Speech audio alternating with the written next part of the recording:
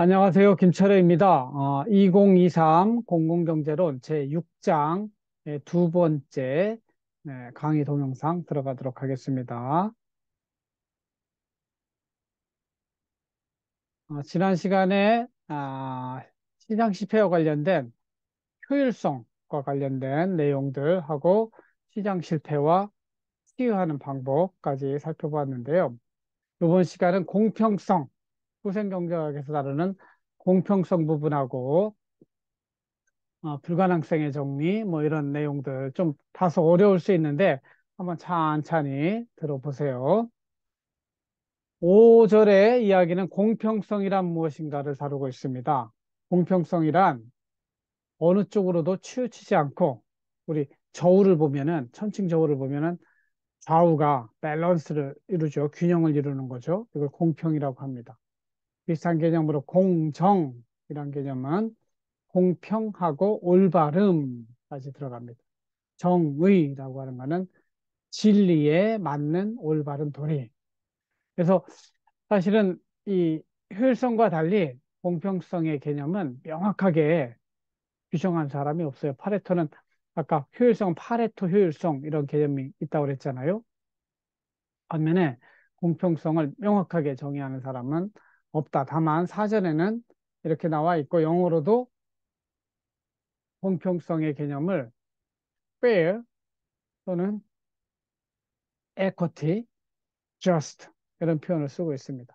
fair는 marked by impartiality and honesty, free from self-interest, prejudice, or favoritism. 이런 것들이 치우치는 게 없는 것, 이것을 fair 하다, 공정하다 이렇게 이야기하는 것이고, 그 다음에 equity, 공평이라는 개념은 justice, according to natural law or right, specifically freedom from bias or favoritism. 아주 특정한 사람에 대한 편애하지 않는 것, 이런 거를 기본적으로 justice라고 이야기를 하고 있습니다. just 하는 정의란 개념은 agreeing with what is considered morally right or good. 여기는 이제 moral, 도덕적인 관점에서 이렇게 바라볼 때는 just라는 개념을 쓴다. 그런 정도로 이해하시면 되겠습니다. 이 공평성의 개념은 말씀드린 것처럼 학자들에 따라서, 개인에 따라서 좀 다르게 정의할 수 있는데 그 안에 포함된 여러 개념이 있어요. 공평성. 이거 페어하냐, 페어하지 않느냐 이런 거 이야기할 때. 첫 번째는 equality, 평등성이라는 개념이 있어요. 평등성이라고 하는 거는 n분의 1의 개념이죠. 우리 저녁 먹고 우리 n분의 1 하자. 사실은 많이 먹은 사람도 있고 적게 먹은 사람도 있는데 n분의 1 하는 게 진짜 공평한 것인가? 따져볼 필요가 있죠. 특히 술까지 먹고 나서 n분의 1 하자고는. 그러나 기본적으로는 n분의 1 하는 이 평등성, 그 형식적 평등이라고 하는데 이 형식적 평등을 강조하는 개념이 있어요. 그거를 equality라고 이야기하고 이 반면에 그 실질적 평등이란 개념은 필요한 경우에 서로 다른 것은 다르게 다루는 것이 실질적 평등이라고 볼 수가 있겠습니다. 두 번째, 정당한 권리라는 개념을 포함하고 있어요. 공평하다, 정의롭다. 여기에는 정당한 권리는 보장해 줘야 된다. 특히 이 자본주의 시장 경제에서는 가장 맨 밑바닥을 이루고 있는 것이 소유권입니다. 소유권. 소유권이라는 것이 있기 때문에 자신의 소유권을 확보하는 것을 이익이라고 보고 인간들은 모두 셀프 인트레스티드 하다는 얘기는 모두가 그 소유권, 자기의 소유권을 쟁취하려고 하는 것이죠. 그래서 정당한 방법으로 가지고 있는 소유권은 정부라도 강제로 빼앗으면 안 된다. 이게 정의로운 것이다. 이런 개념이 포함되어 있다는 것이죠. 그 다음에 fairness라는 개념이 또 있어요. 이거는 공정성 이렇게 번역을 하는데 이, 이 공정성이라는 개념은 우리가 약속한 것에 따라서 했으면 그 결과는 페어한 거다 이렇게 보는 것이죠. 그래서 이 페어란 개념에 제가 앞에서도 말씀을 드렸지만 아리스토텔레스는 뭐라고 그랬냐면 같은 것은 같게 같은 것은 같게 이게 평등성 개념이죠. 반면에 다른 것은 다르게 하는 것이 또 다른 정의의 의미라는 것이죠. 다른 것을 갖게 하는 것도 정의롭지 못한 거예요. 그 다음에 네 번째로 받을 만한 자격이 있는 사람에게 그것을 주는 것. 그렇죠? 응? 여러분들한테 모두 A 플러스를 준다고 해보세요. 이것이 정의로운 걸까요? 공정한 걸까요? 아니겠죠. 여러분들 시험을 봐가지고 시험을 잘 보고 수업에 열심히 참여한 그런 사람이 그 A 플러스를 받을 자격이 있는 사람이죠. 이 부분에 대해서는 사전에 사회적인 합의를 통해서 이것이 올바른, 올바른 분배 방법이야. 그래서 우리는 능력에 따라 배분하자. 아니면 노력한 바에 따라 다름하자. 아니면 필요에 따라서 배분하자. 이런 사회적 합의에 따라서 그 자격에 맞게 주는 것도 공평한 것이다 하는 개념 속에 포함되어 있다는 것이죠. 그래서 결론적으로 다시 말씀드리면 모든 사람들이 그 양심 속에 어떤 것이 공정하다, 공평하다 이러한 개념은 있는데 이런 것들을 표현하는 데 있어서는 어떤 사람들은 저쪽 진보주의자들은 평등성을 강조하는 공평성을 이야기하고 이쪽 자유주의자들은 개인의 소유권을 강조하는 그러한 공평성의 개념을 강조할 수 있기 때문에 다양한 스펙트럼이 있는 개념이다. 이해하시면 될 것 같습니다. 그래서 영어로는 equality와 equity를 이렇게 그림으로 보면은 equality는 모두에게 맨 밑에 기준이죠. 벽돌 한 장씩 딱 줬잖아요. 이게 equality예요. 똑같이 해줬잖아요. 그러나 equity의 개념으로 가면은 진짜 이 벽돌을 놓은 이유가 뭐냐 이거죠. 그 사과를 따먹게 해주는 거 아니에요? 그러려면 다른 것은 다르게 이렇게 키가 작은 사람한테는 벽돌을 세 개 하고 키가 중간에 있는 사람은 두 개하고 키 큰 사람은 하나만 하게 해주는 것이 에쿼티, 공평한 것이 아니냐. 이렇게 서로 간의 주장이 다를 수 있는 것이죠. 그래서 기본적인 이퀄리티와 에쿼티 개념은 이 그림을 보면서 여러분들이 이해하시면 좋겠습니다. 그 다음에 정당한 권리, 이 부분도 무엇이 정당한 권리인가, 무엇이 소유권인가, 이런 것들을 한번 살펴보면, A right is a freedom to act or refrain from acting or an entitlement to be acted upon or not acted on. So a right is a power or privilege to which a man has a just claim. 자기가 뭐라고? 이건 내 거야. 하고 주장할 수 있는 권리. 이것이 정당한 권리가 되겠죠. 이것을 침해해서는 안 되는 것이죠. 이걸 침해하면 공정성이 해쳐지는 것이죠. 그래서 공평성은 왜 모호한, 우리 모호하다는 표현을 영어로 ambiguous 합니다. amb라는 게 두 개, 두 개를 가지고. ambiguous 그러면 우리 양서류, 또 ambiguous 뭐 이렇게 이야기하는데 양가 개념을 가지고 있어요. 헷갈리는 거죠. 명확한 개념 정의가 어렵고 또 효율성에 비해서 공평성은 측정하기도 굉장히 어렵습니다. 물론 소득 재분배에 관련해 가지고는 지니 계수라든가 애키스네 지수, 10분위 배수 이런 것들이 개발되어 있지만 이 공평성 부분은 측정하기가 힘들고 어떻게 정의하느냐에 따라 달라질 수도 있습니다. 그래서 기초적인 그 페어니스의 개념으로 볼 때는 아리스토텔레스가 이야기한 것처럼 같은 것은 같게, 다른 것은 다르게 하는 것이 공평성의 기초 개념이다. 이렇게 이해하시면 되고, 이 공평성은 justice 이야기, justice는 아까 이야기한 대로 좀 도덕적인 올바른 행동, moral 측면에 올바르냐, 올바르지 않느냐, 이런 개념이 좀 더 반영된 게 정의다. 이런 정도로 이해하시면 되겠습니다. 그러면 우리 경제에서 효율성과 공평성은 어떤 관계일까? 우리 늘 처음부터 공짜가 없다고 그랬잖아요. 이 세상에 선택을 하는데 효율성을 높이려면 그만큼 공평성을 잃어버리게 되는 그러한 상황이 발생할 수 있어요. 반대로 공평하게 하려고 하면 또 효율성을 잃어버리게 되는 이 둘 사이가 트레이드 오프, 상충 관계에 있다. 이렇게 이야기를 하는 것이죠. 그래서 여기 영어로 되어 있는 것처럼 efficiency versus equity, free market systems focus on efficiency. 우리가 자유시장 경제 이야기하는 거는 efficiency, 즉 효율성의 관점을 초점을 맞춘 것이고, command system focus on equity. 커맨드 시스템이 이 강제력에 의해서 명령 지시하는 거는 대부분 공정성을 위해서, 공평성을 위해서 하는 경우가 있다는 거예요. Efficiency means society gets the most from its scarce resource, 자원 배분.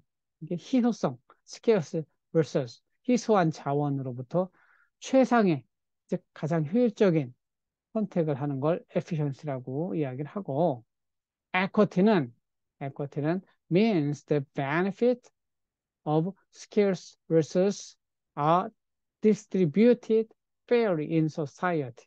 그래서 이 사회에 분배되는 측면, 골고루 분배되는 측면을 강조하는 게 equity고, 좀 더 생산 전체를 늘리는 것, 이런 측면이 efficiency다.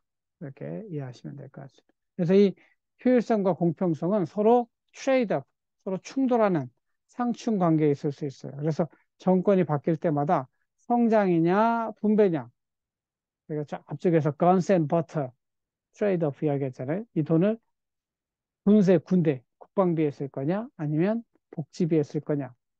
환경 정책에 있어서는 이것을 개발할 것이냐 아니면 보존할 것이냐.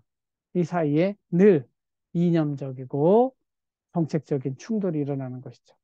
반면에 어떤 사람들은 이 두 부분이 효율성과 공평성이 반드시 상충하는 건 아니야.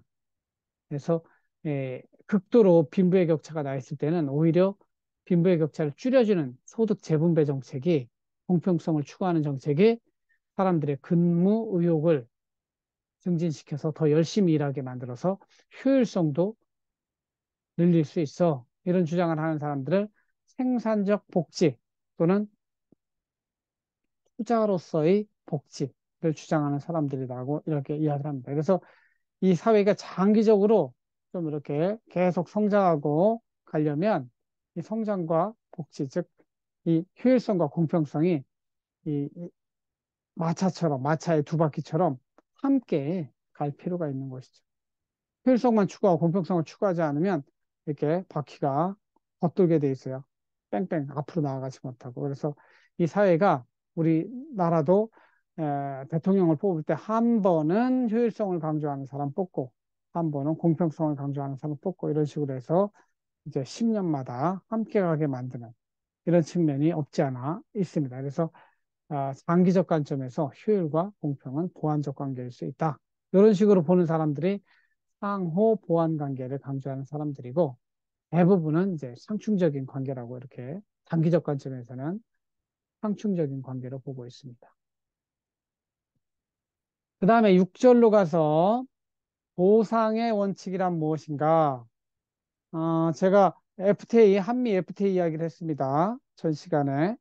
그래서 한국과 미국 사이에 FTA, Free Trade Agreement를, 자유무역 협정을 체결하고 나면은 서로의 이 물건이 오갈 때 관세가 없어져요. 그렇기 때문에 한국과 미국의 무역이, 교환이 더 많아지는 것이죠.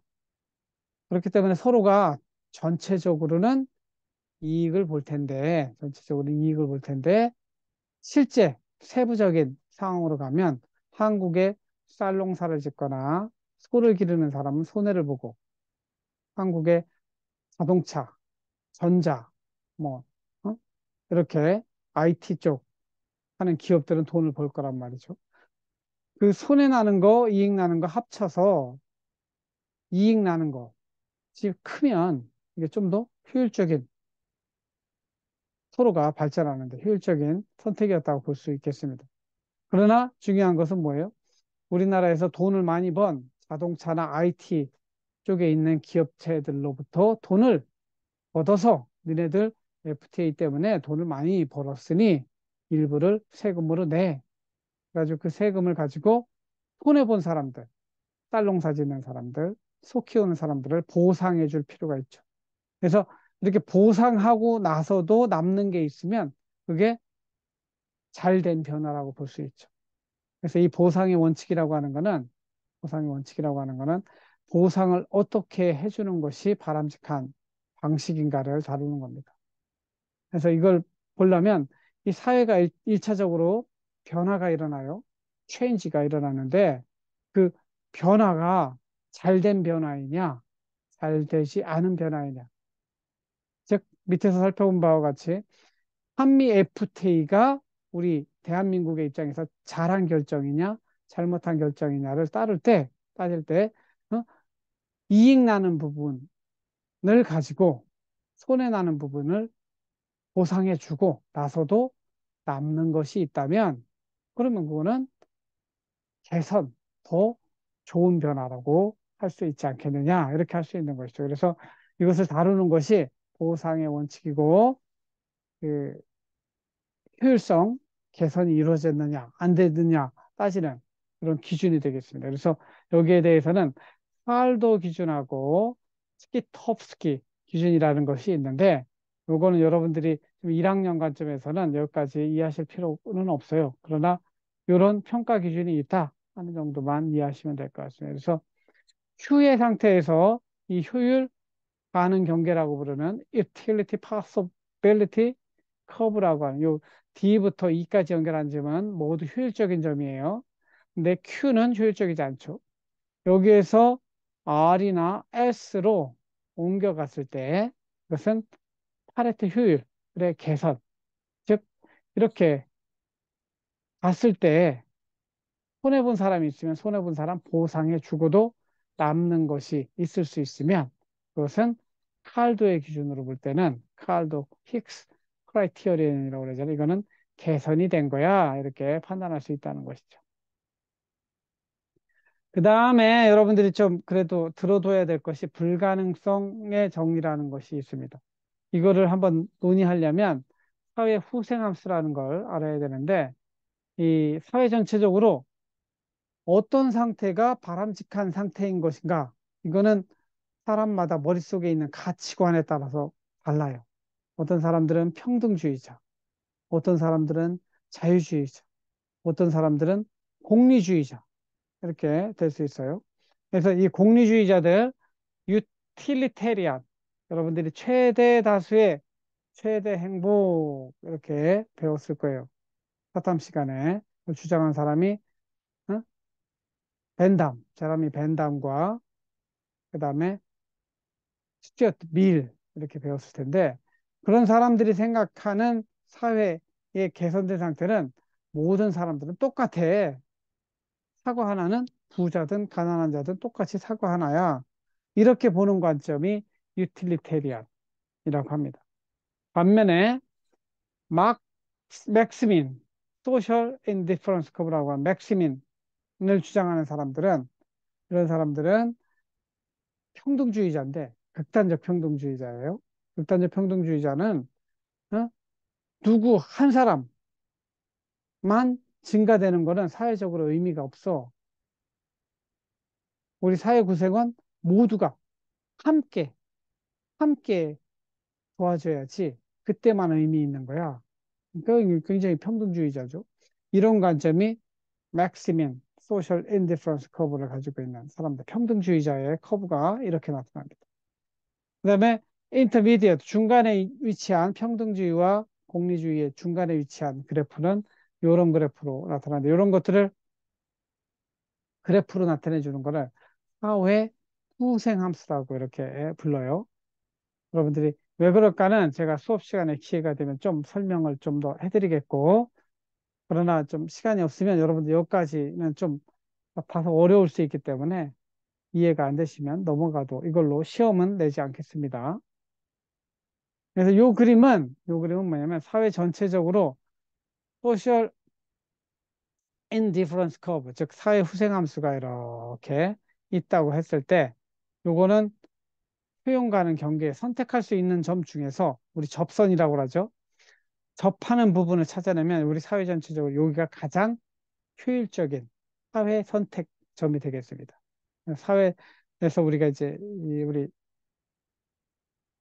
수학에서 접점을 찾아내고 곡선과 곡선이 접하는 점, 요 점을 찾아내잖아요. 미분을 하기도 하는데 요 점을 찾아내면 우리 사회 전체적으로 요만큼 하는 사회 인디퍼런스가 가장 극대화되는 그런 점을 선택할 수 있다는 내용을 포함하고 있습니다. 그런데 우리 제목이 불가능성의 정리잖아요. 이러한 점을 이론적으로는 찾아낼 수 있지만 실제로는 불가능하다 하는 개념을 담고 있는 것이 케네스 에로우의 불가능성의 정리가 되겠습니다. 그래서 이 사회후생함수에 따라서 공리주의자는 그냥 사람들 똑같아 n분의 1 해가지고 형식적 평등성을 강조하고 반면에 시, 평등주의자 평등주의자들은 함께 가는 것만 의미가 있기 때문에 그런 실질적 평등을 강조하고 롤즈 같은 사람은 이제 극단적으로 아까 니은자 있잖아요. 니은자 커브라고 하는 게 둘 중에 한 사람만 증가해서는 뭐 그건 의미가 없어요. 함께 증가할 때만 의미가 있다고 주는 보는 사람이 롤스적 가치 판단이라고 하는데 이게 롤스는 나중에 다시 한번 자세히 다룰 거예요. 아무튼 이 불가능성의 정의라고 하는 것이 있는데 이 개념이 마지막에 정리되어 있습니다. 최선의 선택을 하기 위해서는 요 소셜 인디퍼런스 커브, 즉 사회 후생 함수가 보편성, 완비성, 이행성, 비독재성 이런 특성을 가지고 있어야 되는데 민주주의로 우리 선택을 하잖아요. 정부의 선택은 이 비독재성과 이 5가지를 동시에 만족시킬 수 있는 것은 불가능하다. 무슨 얘기냐면 최선의 선택은 불가능하다. 이런 것을 케네스 에로우라는 사람이 그런 개념에 따라서 수학적으로 증명을 했어요. 그래서 이거를 불가능성의 정리 이렇게 부른 것이죠. 그래서 여러분들은 하여튼 개념 정도만 파악을 하고 계시고 6장의 내용은 제가 시험에 안 날 테니까 하여튼 개념 정도만 좀 더 공부하고 싶으신 분들 이해하고 계시면 될 것 같습니다. 그래서 최선이 불가능하다 하는 것이 불가능성의 정리고 그러면 최선 다음에를 뭐라고 하느냐? second best라고 그래요. 그거는 한국말로 차선이라고 그래요. 그러니까 수석이 있으면 차석 있잖아요. 이게 두 번째 세컨드의 개념이에요. 그래서 최선의 선택을 하면 가장 좋은 거죠. 사회 전체적으로. 그러면 목표가 정확하게 있어야 되고 각 대안들을 정확하게 또 분석을 해야 돼요. 과학적으로. 그래서 우리 저번에 영어, 수학 공부하는 시간 6시간, 4시간 뽑아냈잖아요. 그런 것처럼 딱 정답이 나오면 좋겠는데, 그게 잘 안 된다는 거죠. 실제 경제 생활 속에서는. 그래서 우리 인간은, 우리 인간은 그런 것들을 찾아낼 수는 있어요. 근데 이 비독재성이라는 문제 때문에 민주적으로 결정을 하게 되면 투표에서는 그 올바른 최선의 선택이 불가능한 것이죠. 그래서 실제 우리 선택할 때도 100% 만족하는 선택을 하기보다는 오늘은 한 80점 정도면 내가 만족해 하는 이게 뭐냐면 만족 모형이라고 그래요. 100% 만족하는 거는 합리 모형이라고 부르고 나중에 아, 정책 결정론 나중에 배우실 때 정책학 배우실 때 이런 의사결정 모형에 대해서 배우게 되는데 그래서 이제 인간이 인지적으로 이거를 이제 합리성에 제한이 있다 그래요. bounded rationality 이렇게 합니다. 제한된 합리성 하에서는 인간은 최선의 선택을 할 수 없고 이제 만족할 만한 정도의 차선의 선택을 하게 되는데 그럼 무엇이 차선일까? A, B, C, D가 있는데 A 최선이 없어요. 최선에 해당하는 A를 선택할 수 없어요. 그럼 B, C, D 중에 선택을 해야 되는데 그 중에서도 좋은 게 무엇일까? 참 이것도 찾아내기가 힘들죠. 근데 이 second best theory라고 하는 거는 차선의 이론이라고 하는 거는 이 최선의 방정식을 푼다고 그랬을 때 응? 10개의 변수를 이렇게 찾아야 돼. 그러니까 n개의 조건을 만족시키면 이게 최선이에요. 그런데 그 해가 없으면 그러면은 9개만 만족시키면 그 다음이 9개니까 10개 다음에 9개니까 차선일까? 근데 차선의 이론은 그렇지 않다는 거예요. 오히려 8개만 만족시키는 것이 오히려 9개 만족시키는 것보다 더, 더 괜찮은 조건이 될 수도 있다는 것이죠. 그래서 베스트는 하나밖에 없지만 세컨 베스트는 여러 개가 있을 수 있어요. 그래서 베스트가 아닌 한 어떤 것이 세컨 베스트인지 알 수가 없다는 것이 차선의 이론이 되겠습니다. 그래서 단순히 n-1개 충족한다고 해서 차선은 아니다. 그러니까 우리 정책 추구할 때도 야, 10개 만족시키는 거 불가능하니까 그러면 9개 만족시키는 거 이게 두 번째로 좋은 거니까 이거 하자. 이렇게 주장하고 밀어붙이는데 그게 아닐 수도 있다 하는 게 차선의 이론이 되겠습니다. 그래서 여러분들이 나중에 뭐 어떤 뭐 배우자를 선택할 때도 최선을 놓쳤어요. 근데 이제 차선 중에서 선택을 하게 되는데 조건을 다 따져가지고 그래도 조건이 그 중에서 제일 맞는 사람이 차선이냐? 그렇지 않을 수 있어요. 그 사람한테는 내가 정말 필요한 성격이 안 맞을 수도 있고 나하고 나하고 궁합이 안 맞을 수도 있어요. 그런 측면을 고려할 때는 세컨 베스트 이론이라고 하는 것이 단순히 우리가 10개 만족시키면 최선, 10개 만족시키는 없으니까 그러면 9개 만족시키는 것이 차선이야. 이런 선택이 오류가 될 수도 있다고 하는 것이 차선의 이론이 되겠습니다. 그래서 어렵다는 것이죠. 제대로 된 선택을 하기가. 그래서 제 6장은 후생경제학에서 다루는 그런 내용들을 한번 살펴보았는데 앞쪽 부분은 효율성 중심으로 해서 그 시장 실패, 정부의 개입까지 설명했고 두 번째 강의에서는 공평성 개념과 불가능성의 정리, 차선의 이론 이런 것들을 간략하게 살펴보았습니다. 그래서 말씀드린 것처럼 이 6장의 내용은 제가 조금 어려울 수 있기 때문에 여러분들 시험에는 나가지 않도록 하겠고 다만 수업 시간에 여러분들이 좀 더 알아야 될 거는 추가적인 보완 설명을 해 드리도록 하겠습니다. 마지막으로 존 메이나드 케인즈 경제학자의 큰 흐름 중에 미국의 시카고 학파라고 하는 신고전파 경제학이 있고요. 그리고 케인즈를 따르는 케인즈 학파라고 있습니다. 이 케인즈는 여러분들이 잘 알고 있는 1930년대 미국의 경제 대공황이 났을 때 케인즈가 구원투수로 나서가지고 야 시장에 맡겨가지고는 안 돼. 정부가 이럴 때는 나서서 뉴 딜, 그래서 테네시 강 위협 개발하고 그래서 정부가 나서서 경제에 개입을 해서 이 경제를 살려야 된다는 이런 주장을 펼친 사람이 존 메이나드 케인즈고 그 사람의 책이 일반 이론이라는 이런 책에 있습니다. 그 안에 나와 있는 내용을 한번 읽어볼게요. The political problem of mankind is to combine three things. 이 인류의 정치적인 문제는 세 가지, 공 두 개로 저글링 하는 것도 힘든데 세 개로 저글링을 하는 거죠. 공 세 개가 뭐냐? economic efficiency, 효율성을 추구해야 돼. 그 다음에 social justice, 사회적 정의도 추구해야 돼. 거기다가 and individual liberty까지 추구해야 돼.